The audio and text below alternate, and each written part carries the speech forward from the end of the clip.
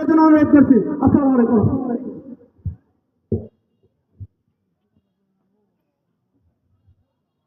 আলহামদুলিল্লাহি রাব্বিল আলামিন ওয়াসসালাতু ওয়াসসালামু আলা সাইয়্যিদিল মুরসালিন ওয়া আলা আলিহি ওয়া আসহাবিহি আজমাইন।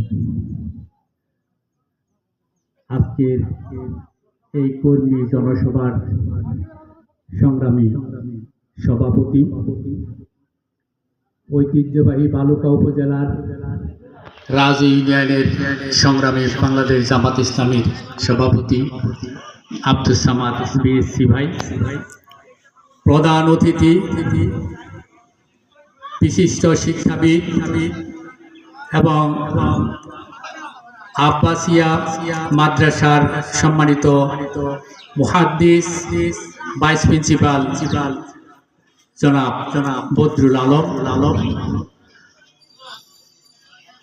আমাদের শিল্প সমৃদ্ধ ভালুকা উপজেলার সংগ্রামী বাংলাদেশ জামাত ইসলামীর সংগ্রামী আমির সাইফুল্লাহ পাঠান ফজলু ভাই এবং আমাদের মঞ্চে উপবিষ্ট অন্যান্য নেতৃবৃন্দ, আমার অত্র এলাকার বিশেষ করে বোটবাজার রাজ ইউনিয়নবাসী, আসসালামু আলাইকুম ওয়া রাহমাতুল্লাহি ওয়া বারাকাতুহু। ওয়া আলাইকুম আসসালাম। আমরা আল্লাহর গোলাম মানে কর্মী, যে কাজ করে তারই তো গোলাম কয়। আর যে গোলাম যার কাজ করে তাকে তার গোলাম বলে, ঠিক না? আমরা যারা আল্লাহর গোলাম, তারা যদি আল্লাহর কাজ না করে অন্যের কাজ করি, তাহলে কি আমরা আল্লাহর গোলাম থাকতে পারবো?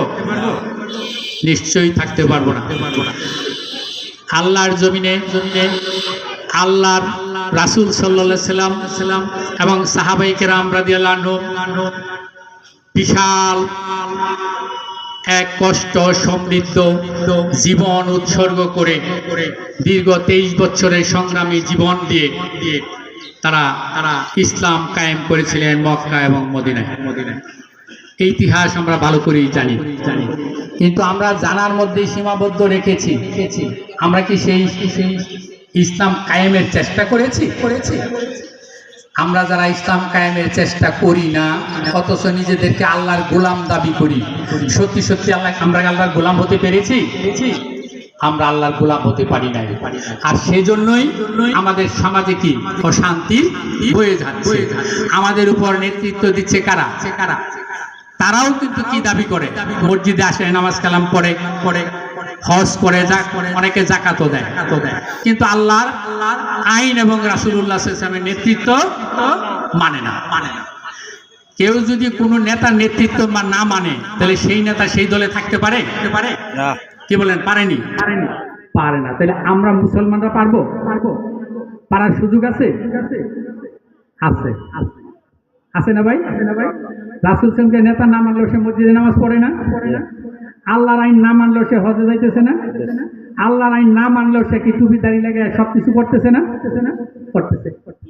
এইটা একটা ওপেন কি চলছে? আইয়ামে জাহিলিয়াত চলছে। এটা একটা ওপেন আইয়ামে জাহিলিয়াত চলছে। যে আইয়ামে জাহিলিয়াতের চ্যালেঞ্জ মোকাবেলা করে সাহাবায়ে কেরাম রাদিয়াল্লাহু আনহুম রাসূলুল্লাহ সাল্লাল্লাহু আলাইহি ওয়াসাল্লামের নেতৃত্বে সারা পৃথিবীর মানচিত্রে একটি সুন্দর দেশ এবং জাতি গঠন করেছিল। সেই মক্কা এবং মদিনার জাতি এখনো শান্তিতে বসবাস করছে। সেটা কাদের বরকতে বলেন তো? এখনকার যে চরিত্র, এই চরিত্রের গুণে পারছে? নিশ্চয়ই না।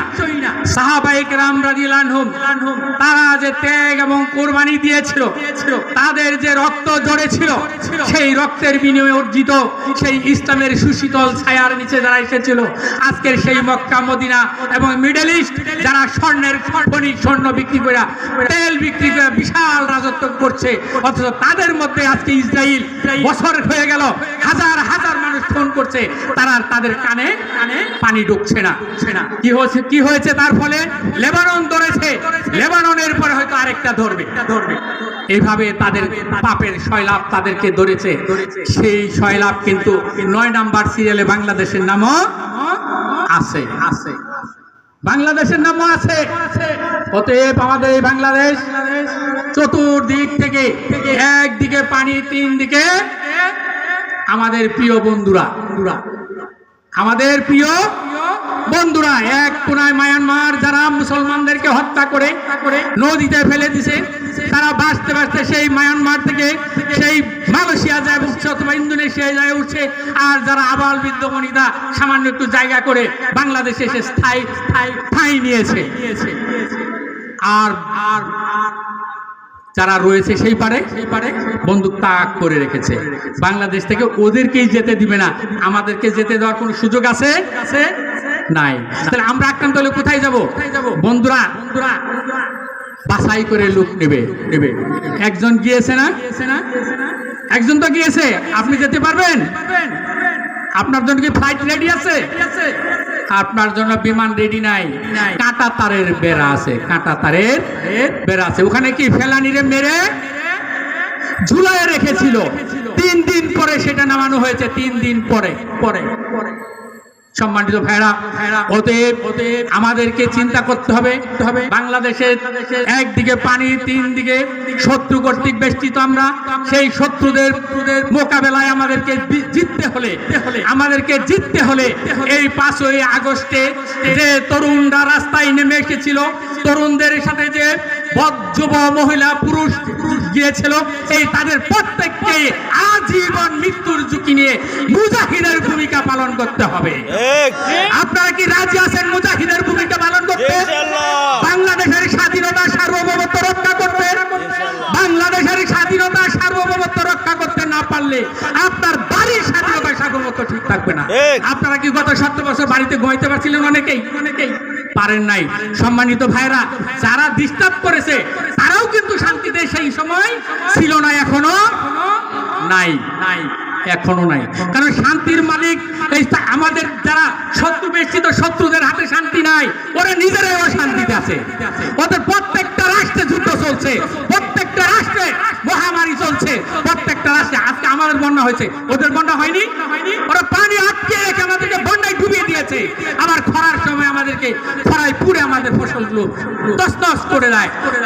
ওরা নিজেরাও কিন্তু ডুবে।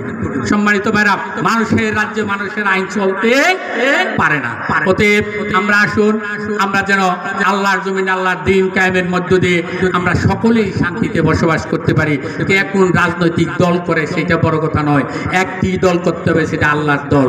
একটি নেতা মানতে হবে, সেটি মুহাম্মদুর রাসূলুল্লাহ সাল্লাল্লাহু আলাইহি সাল্লামের নেতৃত্ব। আর সব নেতৃত্ব অসৎ, অযোগ্য, দুর্নীতিবাদ। অতএব অসৎ, অযোগ্য, দুর্নীতিবাদ নেতৃত্বের বিরুদ্ধে ঐক্যবদ্ধ হয়ে আল্লাহর জমিনে আল্লাহর দিন কায়েমের জন্য পরীক্ষিত, প্রশিক্ষিত জামাত শিবিরের মতো রাজনৈতিক দল পৃথিবীর বুকে আর একটিও নাই। আমরা চ্যালেঞ্জ করে বলতে পারি, স্বাধীনতার পর বাংলাদেশের যে উন্নয়ন হয়েছে তার সব উন্নয়ন বেসরকারিভাবে একমাত্র জামাত ইসলামীর লোকেরাই করেছে। আর বাকিরা সব লুটপাট করে খেয়েছে এবং বিদেশে বাড়িঘর করেছে, এই দেশেও বাড়িঘর করেছে। এগুলো সব তাদের দুর্নীতির টাকায় হয়েছে। আল্লাহ রাব্বুল আলামিন আমাদেরকে সৎ, যোগ্য নেতৃত্ব কায়েম করার পক্ষে আগামী নির্বাচনে ভোট দেওয়ার তৌফিক দান করুন। আমরা কি নির্বাচনে ভোট দিতে চান? কাকে ভোট দেবেন? জামাত ইসলামকে ভোট দেবেন? নারে তাকবীর, আল্লাহু আকবার, নারে তাকবীর। বাংলাদেশ জিন্দাবাদ, বাংলাদেশ জামাত ইসলামী জিন্দাবাদ।